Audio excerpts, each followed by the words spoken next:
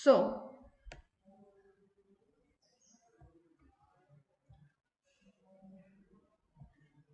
let us discuss initiation of transcription. Let us suppose that this is a DNA molecule, a region which is going for transcription. As I told you that certain factors are necessary or transcription activator proteins are necessary. These are the proteins which are involved in the eukaryotic transcription initiation event. They are called as activator proteins, and since they are transcription factors, they are called as or denoted by TF. So transcription factors, and they are denoted by TF2 because they are utilized by RNA polymerase 2, because RNA polymerase is the enzyme of transcription in case of eukaryotes. So these are TF2 factors. So how TF2 factors actually start initiation of transcription, we are going to discuss these things. So this is DNA molecule which is going for transcription. Then the first factor or necessary is recognition of Tata box with the help of another factor called as TF2D. So this is TF2D which recognizes this Tata box. I can enlarge this image.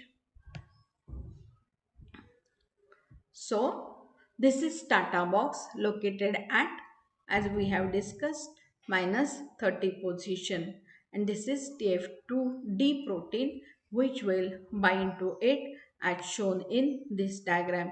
So now you can see that there is binding of this TF2D at Tata box. This TF2D actually it itself is a complex. Let me show you.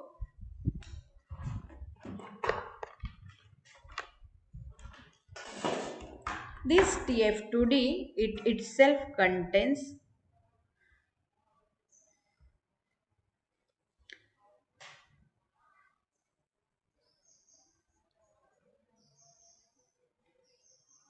it itself contains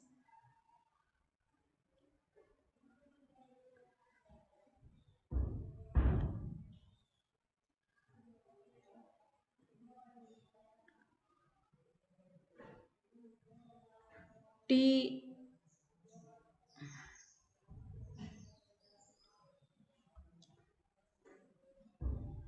B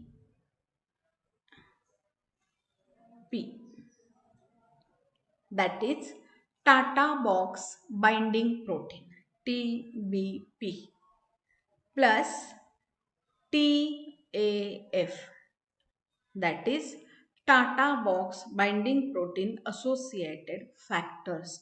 It means this is again complex of some more proteins and they come together to form TF2D. So this T stands for transcription, F for factors, 2 for RNA polymerase 2, and this A, B, C, D, etc. These are the different elements or proteins or factors which are actually involved in the process. So this is TF2D which is complex of TBP and TAF. So actually TBP it binds to this Tata box along with TAF. So the together it is called as TF2D. Once it binds to this Tata box, then there is entry of this two more proteins TF2A and TF2B.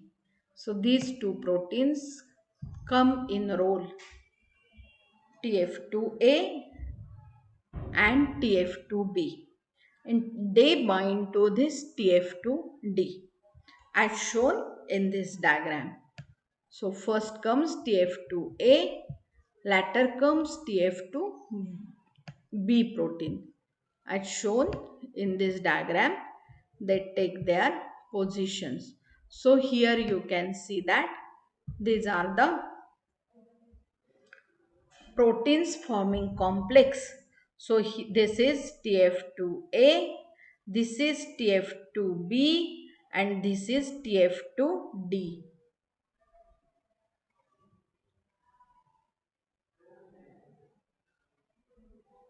So all these proteins, they are getting associated at Tata box, but still there is no entry of RNA polymerase. All these proteins create environment and they attract RNA polymerase at that site. So now actually comes RNA polymerase as shown in this diagram. So this is entry of RNA polymerase at the site. But you can see that here.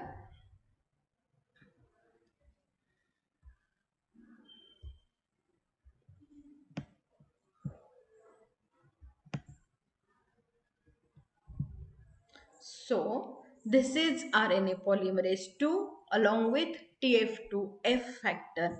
Means first RNA polymerase itself binds to TF2F factor and along with TF2A it comes at the site. Got it? So because of TF2D, TF2A, TF2B, there is now coming of RNA polymerase 2 and binding to the site at proper site.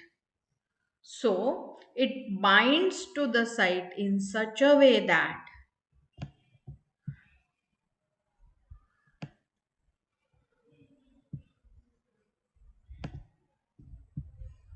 you can see over here.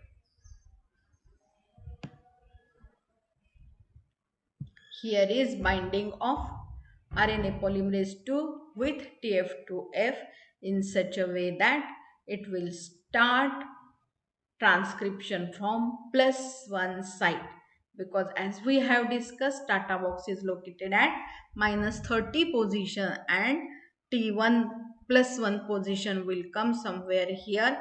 So it will start transcription from here. Then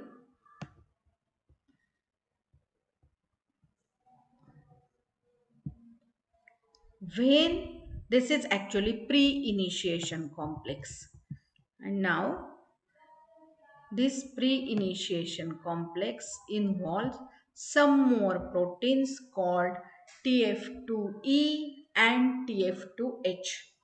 So these TF2E and TF2H, they also come in a role and they take certain positions like this.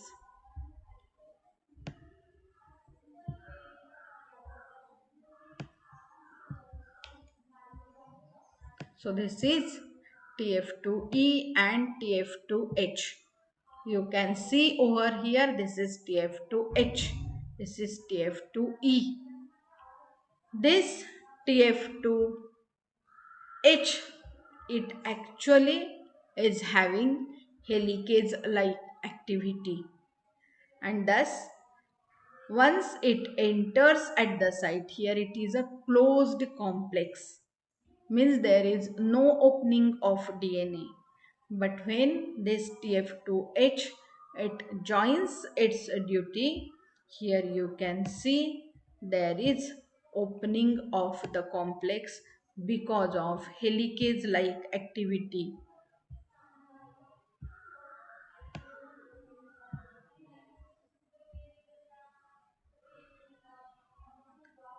So here you can see this helicase like activity, it opens this DNA complex and thus there is open complex, open initiation complex.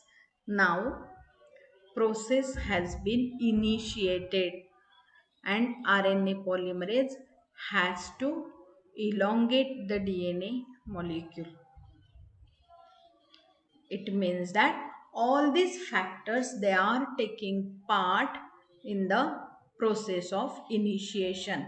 RNA polymerase itself does not bind to this molecule, to this site on, or promoter site on DNA on its own, but it requires help of all these proteins, and then it can initiate synthesis or transcription event. So this is about how the event is initiated, event of transcription is initiated. But though it is initiated, one more thing is there, and that is phosphorylation of this RNA polymerase. Now, as I told you that this is helicase enzyme, H acts as helicase. Of course, it requires energy, that is hydrolysis of ATP, and at the same time there is phosphorylation of this RNA polymerase tail, which is called as C terminal domain. Now you know that if this is RNA polymerase, it is a polypeptide chain. So if it is polypeptide chain, because it is a protein molecule, enzymes are proteins. So it is a polypeptide. So it contains amino terminus and carboxy terminus. Carboxy terminus or C terminus. This RNA polymerase, it has a long tail of C terminus. Long tail of C terminus. It is called as tail structure or C tail region of RNA polymerase.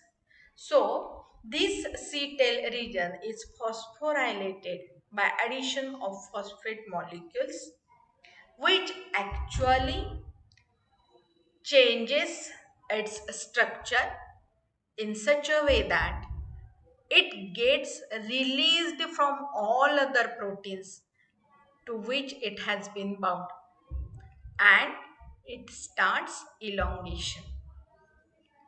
Means up to phosphorylation event, initiation event was there.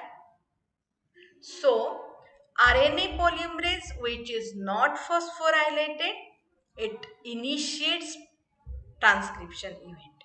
But once it is phosphorylated, it starts elongation, and all other proteins which were bound to it for initiation, they are released free. So this is how transcription initiation then starts or gets converted into elongation event. Elongation, which we are going to discuss in the next video. So this is how it is initiated. Transcription is initiated in eukaryotes. Thank you.